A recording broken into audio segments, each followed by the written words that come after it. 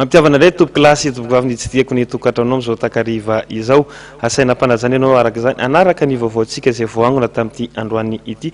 Isan'ny horesantsika betsaka amin'ity androany ity ary ny ako ny fanomanana ny fetin'ny Paska. Io ihany koa ny lafy ny fitandronana ny fahalemana indrindra ao anatin'izao fetin'ny Paska izao. Tsy adino anefa ny mitondranao ireo tontolo ny politika izay misongadina amin'izao fotoana izao eto amin'ny firenena. Manodidina kosa ny fanomanana sy ny fiatrena izay fetin'ny Paska izay avy hatrany minday isantarantsika ny fotoanatsika.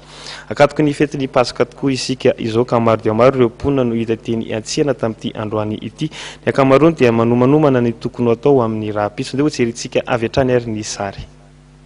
Tsy dia miova firy ny vidin'ny akoho amam-borona ny tamin'ity taona ity raha nambaran'ny mpivarotra. Mitovitovy tamin'ny vidin'ny akoho amam-borona ny tamin'ny fetin'ny Krismasy ihany izany hoy nambaran'izy ireo. Tsy dia miakatra firy aloha fa eo mitovy amin'ny tamin'ny Krismasy taom-baovao ihany. Ny akoho 50, 60, 70, 10 à 200 dia 150. Ny varotra akoho efa maty ary efa novolosana moa dia tsy dia naharisika firy ny mpiantsena. Ny tsena izao somary mainmaina. Tsy dia mila fanomanana firy ihany koa raha nambaran'ireo mpiantsena ny fety fa izay efa vonona eo am-pelantanana no entina miatrika izany.